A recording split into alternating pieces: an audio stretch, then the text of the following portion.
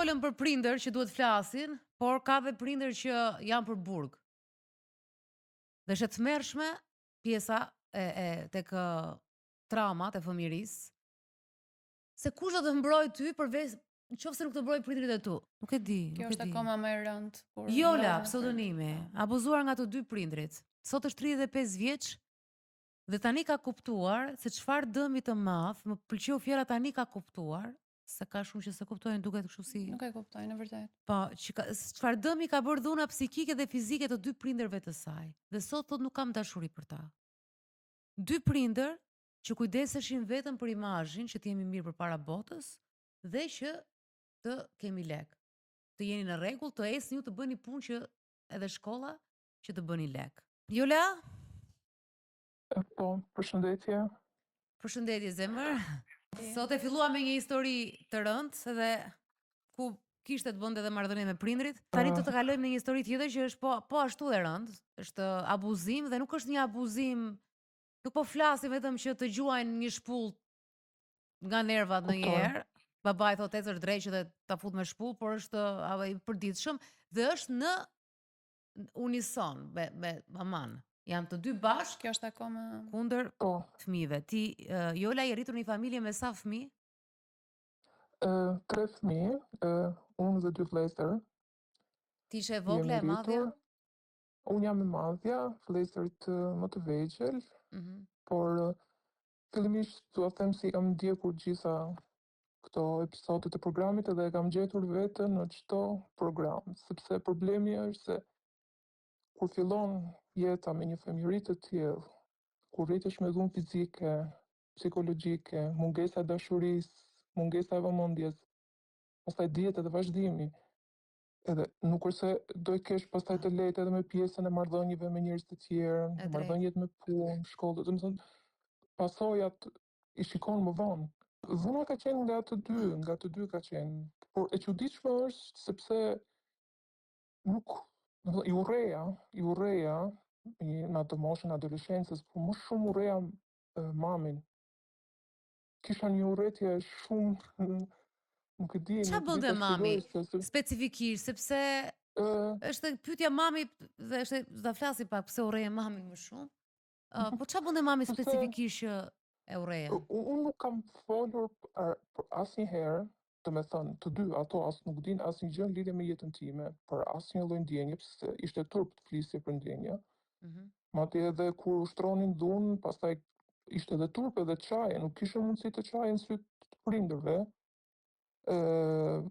Domethënë mami nuk di, edhe unë, domethënë si vajzë unë prisja më shumë mbështetje, më shumë suport, ose të flisja diçka më shumë. Edhe duke qenë se më ka munguar kjo, sepse thosha mirë, babi është mashkull, është njëri shumë i sertë, shumë i egër, të gjithë e dinin. Po thosha të paktën mami, domethënë të më kuptonte, sepse unë jam vajzë dhe do të më kuptoj më shumë se sa babi. Edhe në fakt ajo ishte viktimë, viktimë e babit, sepse ashtu e rritur me dhunë, nuk kishte autoritet as ajo, nuk merrte asnjë vendim. Ai ishte rritur para babit, ishte rritur dhe në familjen e saj ishte rritur me dhunë. Jo, ka munguar dashuria, domethënë nuk di shumë detaje, po duken që të dyja palët, domethënë edhe mami dhe babi janë rritur në një familje pa dashuri, me shumë varfëri, domethënë thjesht mbijetesë, nuk edhe tek ne nuk na kanë dhënë për dashurisë bëhet fjalë, domethënë akoma as nuk përqafohemi, as nuk tani ndjej shumë ftohtë, edhe kam edhe një ndjenjë faji tani, sepse edhe pse unë jetoj jashtë, shkoj, takoj, vin, sa më shumë që kalojnë vitet, nuk e di, nuk më merr as malli, dhe e kam këtë ndjenjë në faj, sepse respektin e shohim tani e ndjem si detyrim. Pavarësisht se çfarë kam bërë, duhet t'i respektojmë. Tani, ti nuk je rritur në Tiranë, je rritur në veri. Jo, diku në një rreth tjetër, po. Në rreth tjetër, po. Ashtu siç e thetim përpara, domethënë imazhi ishte pjesa kryesore. Duhet ishte perfekte në çfarë do lloj gjëje, duhet ishte perfekte. Po flas për veten sepse me vëllezërit kishin tjetër reagim, domethënë ishin djemt. Silleshin ndryshe. Shumë ndryshe. Dhe Unë e kam pasur pjesën më të vështirë që e kam vuajtur edhe dhunën më shumë edhe fizike dhe psikologjike. Por e çuditshme është sepse këtë nuk e kam kuptuar atëherë. Realisht kur erdha këtej që emigrova, e kuptova se ajo formë prindërimi nuk ka qenë normale, i ka qenë abuzim. Edhe pasi fillova më pas terapin, ke parasysh ku je mbi 30 sa vite dhe ti nuk flet, nuk asnjëherë me asnjëri nuk jam shprehur. Dhe në momentin e parë që fillova të flisja, psikologja më thoshte ke kaq shumë gjëra që i ke mbajtur. Më lër ta kuptoj pak se unë flas gjithmonë në emër të popullit ton, të dashur. Po. Që gjysma tundin kokën dhe thon po, dhe gjysma thonë po çfarë dhunë ka pas kjo tash se që pas ato trauma se neve të tërëve na kanë gjuajtur me shapka. Kështu që do doja të dija pak më shumë detaj që ti mund t'i ndash. Se mua më bëri përshtypje një për shembull babi më gjuajti me shpull ditën e fejesës pse ai s'kishte makinë. Që unë e nxora nga historia jote sepse më bëri. E kam pasur këtë pjesën, po e vërtetë është imazhin e kishin shumë të rëndësishëm. Po, domethënë çfarë janë disa gjëra që ti mund t'i quash për shembull që ja vlen për të përmendur për treguar se ku ke jetuar, se në çlloj abuzimi ke jetuar që tashmë ti si do prindrit e tu. Po. Unë kam fiks ato sindromën, se e dëgjova Jonën me një program, sindromën e gocës mirë, domethënë si për pjesën e shtëpisë dhe për pjesën e shkollës, nxënëse ekselente dhe gjitha, dhe fiks këtë sindrom, gjithmonë duke u bërë qefin tjerëve, vetën gjithmonë në vend të fundit e kisha. Edhe si është, domethënë, ushtronin dhunë për pjesën e shtëpisë, për shembull mami kishte jo pse nuk pastrove këtu, pse nuk lave këtu, ose nëse më shikonte para pasqyrës duke u veshur se e kishte të merë, domethënë pse se mos të pëlqen vetja, kupton? Edhe kjo gjë është e papranueshme. Pra ti po të mbyllësh sy tani, mamin tënde si e imagjinon? Tërkos me nerva kështu ecër dreq, hec çaj ke këtë kështu, domethënë ky lloj portreti kështu si asnjëherë duke buzëqeshur s'të ka s'të ka puthur njerë ka thënë keqen mami sa e mirë je bër ose Jo, natën e mirë mbyll dritën të puth kur? No, asnjëherë. Madje e mbaj mend janë po sot se më kujtove tani do isha para pasqyrës, edhe më pa mua që isha para pasqyrës, unë adoleshente. Më sa çfarë të duket vetja, se je një copë kështu, kuptimin që s'mund ta them dot atë. Domethënë të ta thot prindi, unë nuk të merja vlerësim se prisja, po dhe ofendime, vetëm ideja që mos të tritet mendja. Po në qoftë se babai për shembull bënte diçka të bërtisa për të gjuante dhe mamaja ishte prezente, ajo heshte apo heshte. Madje edhe 2-3 raste mbaj mend që nëse i kam thënë diçka në konfidencë, direkt i thoshte babit, sepse ishte e nënshtruar edhe ajo i kishte frikë. Kupton, edhe nuk në atë periudhën e adoleshencës se urreja mamin. Për të kuptuar ndoshta edhe personat e tjerë, e para fakti i traumës, që quhet ndryshe trauma transgenerative. Pra kemi një lloj traume që trashëgohet nga gjenerata në gjeneratë dhe nuk gjen asnjëherë shpëtim, derisa vjen dikush si gjenerata jon, që do them vitet 80-90 po e sfidojnë një shumë të madhe të traumave dhe të normave që sjellin vetëm dëm në shoqëri, nuk sjellin asnjë të mirë. Kështu që kjo është një element i parë që ne duhet të kuptojmë kur kemi të bëjmë me traumë që kalon brez pas brezi. Dhe dyta që Jola tha, unë nuk e kuptova kur nëse po kaloja domethënë në moment traumatik apo jo, e kuptova vetëm kur dola nga mjedisi. Dhe ky është një kontakt i parë që Jolën e ka bërë të vetëdijshme që kur e ka dalë e ka kuptuar, po kemi edhe raste që nuk kuptojnë kur edhe kur dalin. E marrin me vete këtë traumë dhe aty ndodh prap kjo që tham, pra trauma transgenerative që kalon në brezat e tjerë. Çfarë ndodh? Domethënë është shumë e rëndësishme të kuptojmë edhe çfarë ndodh trurit ton. Truri jon ka një reagim, mbrojtje. Për të mbrojtur nga stresi konstant i vazhdueshëm që ne përjetojmë në momentin e traumës, ai na bën që ne ta normalizojmë atë situatë. Pra për trurin, ai moment traumatik që kalohet është normale, pra është një mundësi që ai të mbjetojë, të përshtatet mjedisin traumatik. Dhe nëse do të ishte një reagim tjetër, që është ai i largimit, pra që ti dëshiron ta shkëputësh dhe shikon që situata është shumë e padurueshme, sa ti të largohesh, Por në rastet e përgjithshme, duke qenë se ne jemi fëmijë, kemi prindër kujdestar, kemi një moshë që nuk na lejon largimin sepse nuk i kemi kushtet, atëherë detyrohemi të jemi aty dhe truri e pranon atë situatë. Dhe më vjen mirë, pra unë më dëgjoni shpesh që e them këtë gjë, pra më vjen mirë që Jola ka pas mundësinë të shkëputet, të largohet nga mjedisi, sepse vetëm kështu është bërë e vetëdijshme se çfarë ka ndodhur, pra çfarë po ndodh realisht tek ajo jeta e saj, tek familja, edhe të ketë një sy tjetër mbi situatën. Dhe ky është një hap i parë për ta kaluar traumën.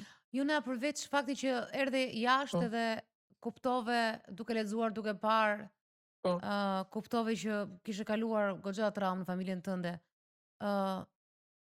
Dhe shkoj te terapisti përveç kësaj. Çfarë tjetër të çoi tek terapisti ty? Çfarë do the në analizën që ke bërë vetes?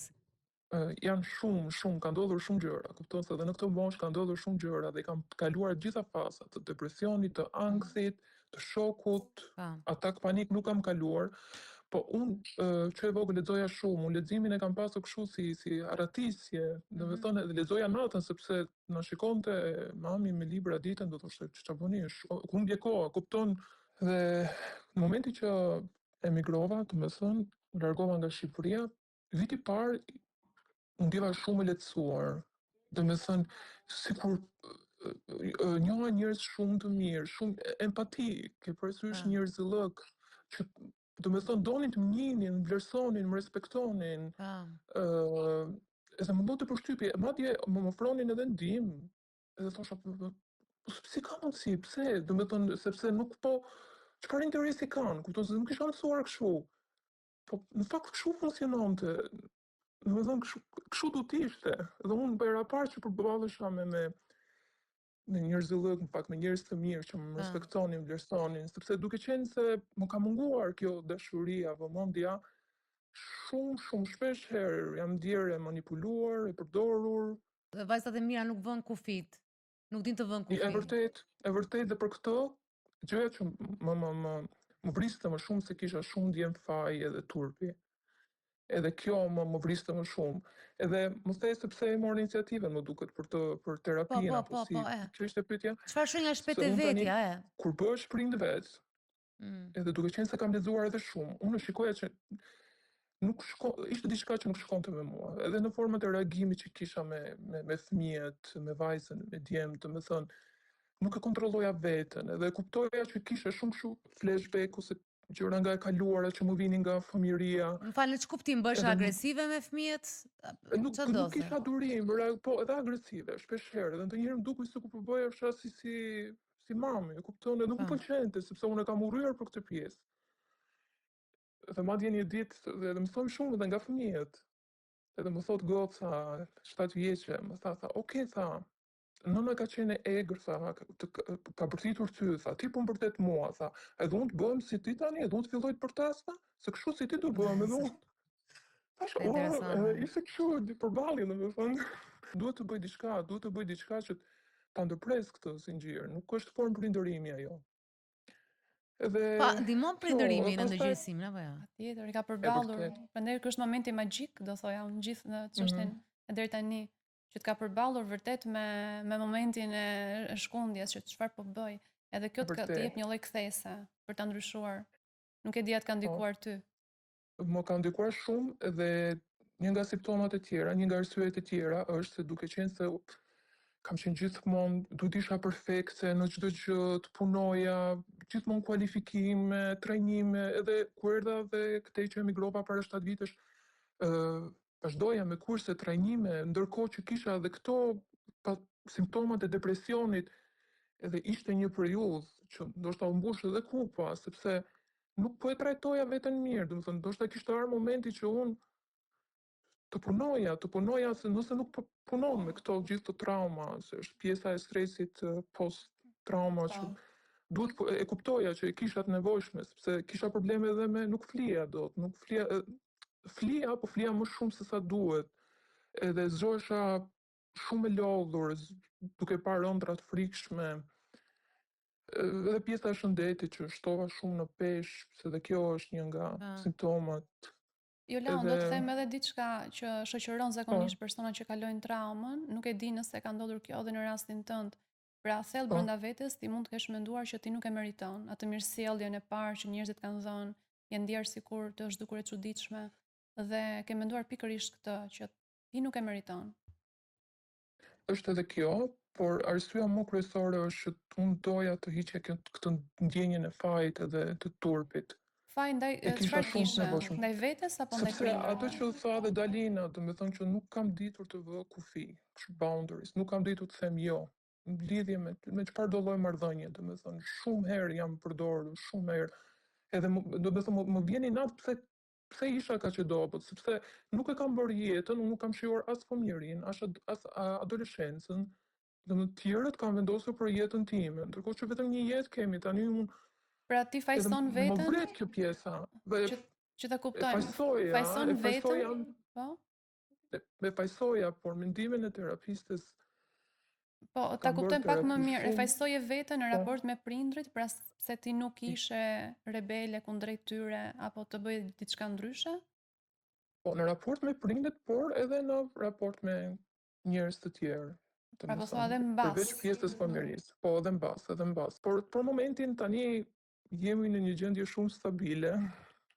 Do nuk kërkoj dashuri shumë të madhe, unë kërkoj tani thjesht paqe, kupton të jem.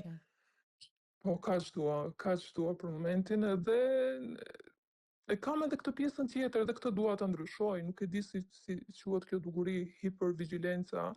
Do të thonë që ndihem në faj kur nuk bëj diçka, duhet patjetër të merrem me diçka, duhet patjetër të bëj një trajnim, do të thonë e shoh të vetja që nuk shijoj. Po ndoshta se edhe sepse prindrit e kanë thënë që ti si je mjaftueshëm. E vërtet. Kërkesat e larta ndaj e tyre, përçmëri që kanë pasur. Se ke thënë vetë jo imazhi, jo leku, jo mamaja të ofendojnë atë parforme skandaloze. Kam një pyetje, jam kurioze. Me vëllezërit ke folur ndonjëherë si ke marrëdhëniet? Dhe ato si kanë me prindrit? Edhe ata këtë mendim kanë, po ne jemi rritur në familje, do me thënë nuk e kemi pasur këtë pjesën që të shprehemi ose mendimet, ndjenjat, edhe nuk e kemi pasur komunikim, do me thënë flasim, por jo në, do me thënë, këto gjëra që kam kaluar unë dhe i ndjej edhe shumë gjëra tjera, do me thënë përveç psikologës, edhe me ju që po flas, asnjëri tjetër nuk i di.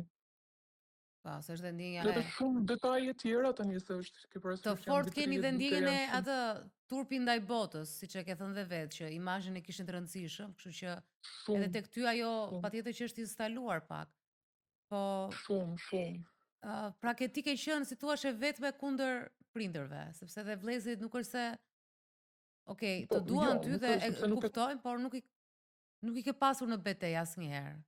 Jo, asnjëherë. Dhe në fakt nuk ka qenë ndonjë betejë e madhe, thjesht ti ke ikur apo jo? Nuk je përballur asnjëherë dhe as nuk e ndërmend përballesh me prindrit për këtë. Jo, asnjëherë nuk unë e kuptoj se janë, thjesht tani unë nuk jam ftohur shumë, sepse ideja është që ato mendojnë se kemi bërë më të mirën, ashtu jeni shumë mirë tani, jeni të realizuar, s'ju ka munguar gjë se keni ngrënë, keni pikë kështu, jeni veshur. Jeni të gjithë me punë të mira ju, keni mbaruar shkollat të tëra. Po, e quajnë sukses atë, ky është suksesi. Sukses, por unë e di çfarë kam kaluar dhe ata s'dinë asnjë gjë për mua, asnjë gjë, nuk më njohin fare s'më njohin. Dhe tani më vjen edhe inat, sepse bëjnë sikur çfarë, që ndodhi asnjë gjë, kupton, shumë mirë jeni. Edhe e shoh që është e kot, nuk e diskutoj fare me ato, as nuk hyn tilla tema. Po të marrin vetë ato në telefon, me që se keni kohë pa folur, të merr mami? Marrin, sepse tani e kuptojnë që jemi më të pavarur dhe nga momenti që kam emigruar unë, e kuptojnë që jam më e pavarur më kështu dhe ka frikë mami se ndoshta ngel vetëm, kupton edhe i duhet, e kuptoj se edhe ka ndryshuar tani, po interes është, nuk e di, e thonë edhe vetë ata që ne ju kemi bërë për veten tonë. Kupton, ne ju kemi bërë, ju kemi rritur që tani në shërbeni ne dhe jeni për ne, kupton? Ti çon lek, ju çoni lek në shtëpi? Po, jo atë shumë sa vëllezërit, po, nuk e kam fare për turp, do të thonë edhe kërkojnë, edhe duken që, do të thonë e keni për detyrë, kupton? Je si je ti, ke kushtet, si ke kushtet, çfarë po kalon, edhe muhabeti kryesor, tema kryesore që flasim është vetëm leku, kupton? Asnjë lloj teme tjetër. Shiko, a të them diçka që vëmë re në shumë histori dhe në 90% e historive shqiptare, janë ca muhabete se unë kot pyes t'ja fole as fole me pritë apo sqarove se pjesa më e madhe o jona as ka për të folur dhe ti e di nga terapit, as do ndodhi edhe kur të flasin do reagojnë, do zihen, do bëjnë jo neve shu ishte koha me këto justifikime. Këtu vlen për posa asaj që vlen prindit flasë fëmijën, vlen që ta zgjidhësh me veten gjën. Domethënë, kjo është një, si thua, këshill për të gjithë shqiptarët që kanë kaluar trauma nga prindrit e tyre, zgjidheni me veten. Kjo është e rëndë, po duhet themi që ndonjëherë prindrit janë armiqtë tanë më të mëdhenj. Familja jonë ndonjëherë bëhet armiku jonë. Absolutisht, edhe unë besoj këtë. Vjen një pikë ku ne mund të marrim një vendim që mund të jetë edhe ai i ndarjes. Po çfarë thua këtu të bëjnë dëm të jashtëzakonshëm prindrit? Po. Çfarë faj ka goca? Unë më të madh për tyre kam, unë kam humbur shumë në mundësi. Domethënë, sa më thoshin, kam qenë shumë e pashme, kështu. Unë vetbesimi më ka ardhur pas të 30-tave, kupton, unë se dija fare, nuk e dija fare vlerat e mia. Unë kokën më thot, du të jesh shumë e mirë, du të shkollën më të mirë, punën më të mirë, kaq, më thënë, ato i kanë dhënë direktiva për çdo gjë. Absolutisht, prindit e të bëjë dhe dëm, edhe unë nuk besoj te kjo dashuria pa kushtëzuar, mendimi im ky. Duke qenë se këtë natë kemi si natë terapie dhe unë po përfshihem pak më shumë. Po patjetër. Jo se dua të marr një rol sikur i di çdo gjë, pasi historia është shumë më komplekse se kaq, ti ndan vetëm një minutazh të shkurtër. Po unë përpiqem të nxjerr ndoshta gjëra të cilat mund të shërbejnë ty, po mund të shërbejnë edhe njerëzve të tjerë. Dhe gjëja që më ngeli në mendje ishte e para ndjenja e fajit, pra është një proces që kalojnë gjithë personat që kalojnë traumën, si ndaj vetes edhe ndaj të tjerëve, dhe gjëja tjetër është ajo kërkesa e lartë që ti the për të realizuar, për të pasur sa më shumë angazhime, dhe kjo vjen si pasojë e çfarë të është dhënë nga familja, absolutisht, dhe mendoj se kjo do jetë puna tjetër e jotja përveç pjesës me fajin, pra të punosh me këtë stimulim të jashtëzakonshëm që ti jep vetes dhe ke kuptuar që vetëm të ngarkon, pra ti nuk gjen shpëtim, nuk gjen realizim aty tek ato kërkesa që i plotson vit pas viti, kohë pas kohe, me certifikata, me trajnime apo me angazhime pune. Kështu që sa herë që ti e ka veten duke e bërë një mundim për të shkuar për të gjetur një trajnim, unë mendoj se ti duhet ndalosh dhe të pyesësh veten nëse po e bën për veten apo po e bën për prindin, për atë që të është mësuar. E drejt, edhe për moda në fillim edhe shokun kulturor, të më thënë sa easy going janë këtej që shijojnë edhe një shëtitje, një kafe në dorë në park, dhe më thënë janë shumë të thjeshtë, nuk e ngarkojnë veten. Mbaj mend që kisha një bisedë me një gocë që ishte nga Tajlanda, punë provimesh që diskutonim edhe më tha mua, kishte një provim ajo, më tha, nuk besoj se mund ta jap atë provimin, se nuk besoj se jam aq e zgjuar, shumë ngarkesë për mua. Dhe tha dhe mua kështu, po si mund ta thoj kështu, do të thënë është diçka që duhet ta bëj, duhet përpiqesh, jo, është shumë ngarkesë për mua, kështu që do të thënë aq i thjesht dhe lehtëshëm jetoj një jetë. Në fakt, jona ti tash nga ana tjetër se dikur edhe shoqëria ishte kundër tajlandezës, e gjithë shoqëria edhe në botë edhe në Shqipëri, sepse gjithë kërkonin notat më të mira, dhe patjetër ka qenë edhe e çuditshme se këto janë të tretë shkolluar. Dhe po ta marrësh, prindër që kishin fëmijë të tërë me shkolla të larta, kategorizoheshin si super prindër. Më thënë bravo i qoftë, sidomos ti kishe mjekë, avokate, e çonja shtetit dhe kështu ti thua, to janë prindër të jashtëzakonshëm, dhe njëherë ato janë bërë ashtu nga traumat dhe janë bërë aq të mirë. Si historitë e aktorëve të Hollywoodit që traumat i kanë bërë pastaj këngëtar të fafshëm. Unë tani po bëj të kundër, më fal, unë thjesht po thoja shumë të kundërt. Pikërisht se po thoja që tash jemi në një epokë që dhe ky perfeksioni nuk kërkohet më. Edhe prandaj je në kohën e dur për të qenë dhe ti, siç thuhet anglisht, chill. Në kohën e dur për të relaksuar dhe ti, të marrësh që nga ajri tajlandez, edhe të relaksohesh se po e praktikoj. Edhe nuk i do njerëzit që duhet jenë ekselent kudo, sepse fillon hash me vete dhe fillon e lodhesh dhe ti. Mjafton. E kuptoj. Ikën jeta dhe nuk shijon. Nuk shijon asnjë gjë. Unë po bëj të kundërtën me gocën time dhe kam një marrëdhënie super dhe kjo më jep shumë shpresë dhe flet për çdo gjë shumë e zgjuar në kuptimin çdo lloj emocioni. Këtë lloj marrëdhënie edhe ke. E kemi kështu si terapi, se po dëgjoja më përpara të flisni gjithmonë para se të flejmë, që unë ose kur vjen nga shkolla, mi thot të gjitha, edhe kur vërtet e lë, thot nuk e kisha me ty, po kisha nevojë të shfryesha, dhe kjo mua kam shumë komunikim, është shikon, ndonjëherë nga trauma dalin prindër shumë të mirë. Japim kuptim Shumë asaj që faleminderit. ka ndodhur, Pa. është përfitimi më i madh që ne mund të marrim nga këto episode. Thyet karma si ishte ajo transgenerational? Po, Thyet karma e transgenerational her Po, pas here. po. Por që të thyet tamam, edhe ti përveç se do ta thyesh për fëmijën tënd, edhe ti besoj vet të shirosh dhe ti të shijosh gjithë atë jetë që ke para, sa më e qetë. Falenderoj shumë për historinë Jona. Faleminderit. Shumë Falenderoj faleminderit. Të gjithë të mirat. Faleminderit. Shiko, një nga nuk e mbaj mend cila nga historitë, po na shkruajnë e pikërisht se po dëgjonte episode të tjera dhe kuptoi gjëra për veten. Kështu që është shumë e rëndësishme dhe për mua kjo është një nga si thua, ky është misioni i këtij programi. Është pikërisht ai momenti, ajo letra që shkruaj ti ajo zonjë që tha këtu kuptova një gjë dhe pastaj bëra lidhjen. Dhe sot ndoshta me historinë e Jonës, që në raport me historitë e tjera që kishim me bodrumi dhe që do kemi që janë shumë të rënda, duket si më e buta, prindër që të ka rrahur, po ja të bën me 10, po prap ja urdhërosh 35 vjeçe dhe thot sa trauma ka, sa probleme, sa gjëra i kanë krijuar vetes, se këta lloj prindëri mendojnë që po të bëri me shkollë dhe po të dha me buke kështu je mirë dhe pastaj hec, se çfarë bën fëmia në jetë pastaj nuk intereson fare. Kështu kena vujt ne, kështu do vuani dhe ju.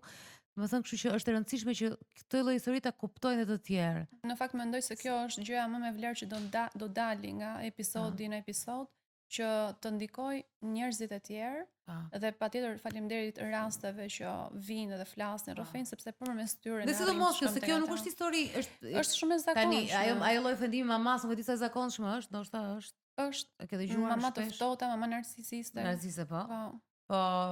Por që është histori e zakonshme, edhe kështu që shumë veta mund t'i duket është si e puna e Shakaj që thonë gjithmonë që më gjuante mami me shapkë. Që ta është për të diskutuar, si u të gjithë na ka gjuajtur me shapkë, që mos më zhdukur ndonjë humor ai i shapkës.